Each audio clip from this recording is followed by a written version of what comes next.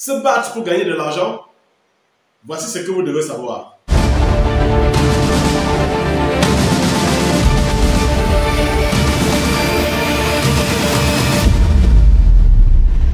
Il n'y a pas plus fou que celui qui fait la même chose et s'attend à un résultat différent. Après 30 ans de carrière, je réapprends à gagner de l'argent. Oui, je suis sorti de ma folie pour rejoindre une académie des affaires qui m'apprend à vraiment gagner de l'argent.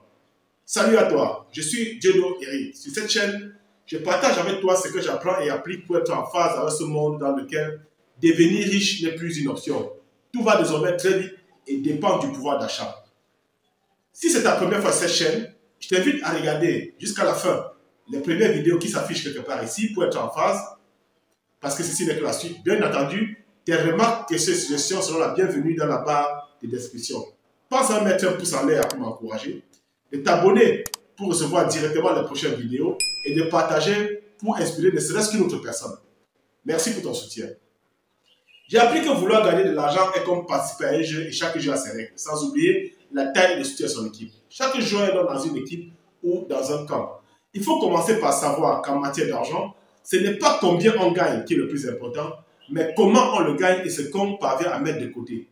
Nous devons avant tout savoir où nous sommes avant de choisir la prochaine destination. Dans quelle équipe jouons-nous actuellement? Autrement dit, comment gagnons-nous notre argent? Dans l'un de nos livres au programme, avec pour auteur le célèbre conférencier homme d'affaires multimilliardaire en revenus passifs, c'est le terme que j'ai appris dans ce business, Robert Kiyosaki, puis il s'agit de lui, ce livre a pour titre le quadrant de cash flow, best-seller New York Times, vendu à près de 20 millions d'exemplaires et en plusieurs langues. Je conseille vivement de lire ce livre à toute personne qui veut se lancer dans les affaires. Ce livre devait être imposé à nos enfants dès la fin du primaire. Dans ce livre, il divise la société active en 4 catégories. Autrement dit, il n'y a qu'une façon de gagner de l'argent honnêtement, sans tricher, sans voler, sans coucher. Chaque catégorie est comme des joueurs de différentes équipes et chacune a ses règles. Mais dans certaines équipes, comme on va le voir, les règles sont méconnues, même des entraîneurs. Autant dire que, pour eux, dans l'inconscience collective, tout est perdu d'avance. Pourtant, ils sont très compétents. La première catégorie est l'employé. Personnellement, je n'ai jamais été salarié dans ma vie.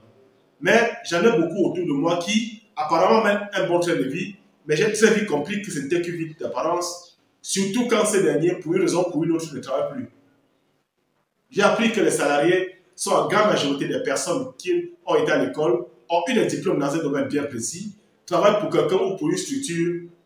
Peu importe le poste occupé, ils gagnent un salaire. Leur objectif est un plan de carrière, gravir les échelons dans leur entreprise et non se faire de l'argent pour devenir riche. Ce qui les intéresse, c'est un bon salaire, la sécurité, les avantages liés au poste et l'assurance d'une bonne retraite. Ce sont des exécutants. Ils vivent sous les ordres et adorent des promesses et avec beaucoup d'espoir qu'un jour les choses vont changer. Ils ignorent que pendant qu'ils se battent pour espérer une augmentation, leur employeur cherche comment les faire travailler plus et les payer moins ou pas du tout. Ils peuvent mener un bon train de vie et parfois avec un très gros salaire, mais ce n'est du tout pas suffisant. Ce n'est que pour tenir le mois. Tout ce qu'ils savent bien faire, c'est de travailler et dépenser. Travailler plus et s'endetter plus et même s'endetter pour le faire, comptant sur le mois prochain. Et toujours pour de bonnes consommations.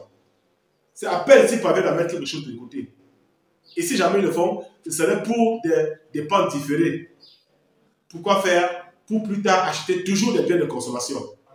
Ils ne savent rien sur l'investissement. Si oui, épargner et attendre un intérêt, c'est tout ce qu'ils savent faire. Il est difficile pour un salarié d'être riche. Le salaire n'est jamais suffisant parce que proportionnel aux efforts fournis. Ils échangent leur temps et leur savoir-faire contre l'argent pour à la fin n'avoir ni temps ni argent. Ils vivent toujours avec la peur de perdre leur emploi parce qu'il y a toujours au moins un des 4 événements suivants qui leur arrive toujours tôt ou tard pour les empêcher de gagner de l'argent. 1. Il peut avoir un licenciement, ça ne prévient toujours pas. 2. L'entreprise peut faire un dépôt de bilan. 3. Il peut avoir un accident pouvant créer une infinité partielle ou définitive. Et en 4e lieu, si par chance, il échappe aux 3 premiers événements, il y a l'inévitable retraite qui au départ paraissait très loin, mais arrive toujours trop tôt. Une étude montre que 95% des personnes décèdent 5 ans après leur départ à la retraite suite à une maladie liée au stress. Qui dit stress dit manque. Et tout manque est lié à l'argent. Les employés sont les esclaves des temps modernes. Des bons joueurs ne connaissant pas les règles du jeu. Les salariés représentent les 80% de la population mondiale. La deuxième catégorie est les travailleurs autonomes. Nous voici. C'est ici que je me trouve et j'assume tout ce qui est dit de nous. Les travailleurs autonomes sont des personnes très compétentes dans leur domaine qui sont mises à leur propre compte pour ne plus ou pour ne pas recevoir des ordres. Ou alors, ce sont des personnes qui n'ont pas eu la chance d'aller à l'école ou n'ont pas eu les moyens de finir leurs études. Ils sont lancés dans un domaine. Ils ont passé le temps et c'est devenu leur gagne-pain au point d'en devenir plus tard aussi un patron. Les travailleurs autonomes aiment leur indépendance. Ils n'ont de compte à rendre à personne. Mais sans le savoir, ils ont créé leur entreprise pour créer leur emploi. C'est tout.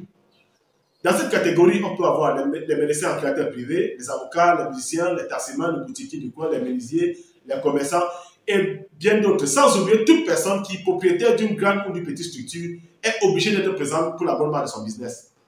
Ce sont des bourreaux du travail. Ils aiment la perfection. Ils sont au contrôle de tout et ont toujours à redire sur ce qui est fait. Ce sont des perfectionnistes. Ils ont du mal à déléguer. Ils ne font confiance à personne et personne ne leur fait confiance. Ils paient tout le monde en premier et se paient toujours en dernier et parfois ça m'aide même pour le faire. Beaucoup d'entre eux se croient des businessmen. Non, ce sont que des entrepreneurs. Ils peuvent se faire et se font beaucoup d'argent, mais leur présence est toujours obligatoire. Plus on réussit dans cette catégorie, plus il est dangereux d'échouer parce que le moindre échec entraîne beaucoup de familles dans le gouffre. Malheureusement, c'est ce qui arrive toujours. Ils n'aiment pas la concurrence et ce qu'ils font n'est pas duplicable. Tous ceux qui travaillent pour eux ou avec eux finissent toujours par se mettre dans leur propre compte et deviennent ainsi leurs concurrents directs. J'en sais quelque chose. La vie du travailleur autonome n'est que jonglerie, c'est du copier-coller. C'est la catégorie la plus torturée du monde des affaires. Ils vivent toujours sous pression. Ce sont des prisonniers.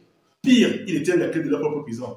Ils mènent en général une vie d'apparence de luxe, pourtant ils souffrent le martyre avec la fiscalité, les dettes, les charges fixes qui ne cessent de grandir. Tous leurs documents importants sont hypothéqués dans les banques et ces derniers sont leurs conseillers financiers. Il n'y a pas pire bêtise que d'avoir pour conseiller financier son banquier. Personnellement, mon banquier me conseillait de ne pas toucher à mon compte d'épargne pour avoir des intérêts et de fonctionner beaucoup plus avec mon compte courant pour avoir des facilités de caisse et des découvertes. J'ignorais que mon banquier n'est qu'un gérant et qui a pour objectif faire des chiffres dans son établissement. Pour peu que le travailleur autonome soit absent, pour une raison ou pour une autre, tout s'arrête ou s'écroule. Il leur est quasiment impossible de s'absenter ou de prendre des congés. Tous ceux qui réussissent dans cette catégorie et qui ont eu la chance de ne pas être absorbés par les grandes entreprises, au soir de leur vie, dépensent toutes les économies pour leur santé pour ne même pas réussir à résoudre ce problème. Ils payent ainsi le prix de la vie sous pression. Ce sont de bons joueurs, mais qui sont trompés de championnat. Ils représentent les 15% de la population mondiale. Ce sont des prisonniers. La troisième catégorie sont les businessmen. Ce sont des personnes qui ont choisi dans la vie de se faire de l'argent. Ils ont compris que pour être riches, ils doivent avoir un réseau. L'important pour eux n'est pas que la qualité des produits ou des services, mais le nombre de personnes qui sont dans le besoin et la fréquence d'utilisation. Leur objectif est de trouver des problèmes et d'apporter une solution pour la masse. D'autres vont jusqu'à créer des problèmes pour apporter une solution. Suivez mon regard. Ce sont les hommes d'affaires. Pour être riche, il faut être un homme d'affaires. C'est tout. Le reste n'est que bavardage. Les hommes d'affaires sont des propriétaires d'entreprises qui ont mis sur pied un système qui annule complètement leur présence en recrutant des employés et des travailleurs autonomes très compétents pour faire tourner leur business en mettant à leur disposition ce qui est important pour atteindre l'objectif. Dès que cet objectif est atteint, ils le dupliquent. Ils ont ainsi le temps et de l'argent pour en créer d'autres. Ils aiment la liberté, adorent prendre des risques. Ils sont toujours très patients et se paient toujours en premier, quoi qu'il arrive. Ils font dans tout, du moment où ça rapporte de l'argent, surtout sur le long terme. Tout ce qu'ils font est duplicable et ils n'ont pas peur de la concurrence. Ce sont eux qui fixent les règles du jeu dans le monde des affaires et s'arrangent à ce que tout soit à leur avantage. Bien qu'ils soient très crédibles, ils n'utilisent jamais leur argent pour leur business. Ils utilisent l'argent que les autres épargnent pour monter leur business. Autrement dit, les hommes d'affaires fonctionnent avec les dettes. Ce sont des sages. Ils représentent les 4% de la population mondiale. La quatrième catégorie est les investisseurs. Ce sont les propriétaires d'entreprises qui ont réussi et ont mis leur circuit d'argent dans les placements boursiers et ou l'immobilier pour avoir encore plus d'argent. En ce moment, c'est l'argent qui travaille l'argent. C'est l'argent qui travaille pour eux et à vie. Ce sont des riches. Ils représentent les 1% de la population mondiale. En résumé, les personnes du côté gauche du quadrant gagnent des revenus actifs. Pas d'action, pas d'argent. Ils représentent les 95% de la population mondiale et non que les 5% de richesse. C'est ce qui m'a énervé. C'est les pauvres. Tandis que ceux du côté droit du quadrant gagnent des revenus passifs. Avec ou sans leur présence, ils gagnent et gagneront de l'argent à vie. Ils ne représentent que les 5% de la population mondiale et ont les 95% des richesses. Ce sont des riches. Alors, dans quelle optique jouons-nous? Autrement dit, de quel côté du quadrant sommes-nous? Personnellement, je suis du côté gauche du quadrant. Si tu n'es pas à tête d'une structure qui a au moins 500 employés et un chiffre d'affaires d'au minimum 2 millions de dollars, quelle que soit l'activité, nous sommes du côté gauche du quadrant. Que nous le croyons ou non, nous travaillons de façon directe ou indirecte pour ceux du côté droit du quadrant. Nous travaillons pour que les autres s'enrichissent. N'oublions pas que c'est les personnes du côté droit du quadrant qui fixent les règles du jeu dans le monde des affaires. J'ai appris que tout est fait depuis l'enfance pour que les personnes du côté gauche du quadrant restent dans leur position. Être et rester consommateur à vie. Pour ce faire, ils reçoivent des croyances limitantes par l'installation de la peur à travers des programmes subtils d'abrutissement. On peut citer entre autres la qualité des programmes scolaires, les punitions à la moindre faute ou l'humiliation en public, les informations négatives à la radio, à la télévision en boucle, les distractions de masse comme le football et d'autres jeux, les débats politiques et surtout la publicité qui, à la limite, met tout le monde sur une dose. Objectif, faire consommer au maximum. Autrement dit, ceux du côté gauche du quadrant sont dans un jeu truqué, plein d'illusions pour enrichir ceux du côté droit du quadrant. Ils sont de bons joueurs dans un jeu ne connaissant pas les règles. Résultat, malgré tous les efforts, rien ne marche, ou marche à peine, ou marche bien pendant un temps, puis s'écroule comme par magie, ou alors est absorbé par les autres par les grandes entreprises. Continuer à faire la même chose serait continuer la lutte entre un pot de terre et un pot de fer.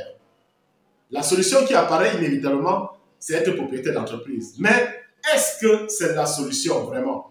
Nous allons le voir dans la prochaine vidéo.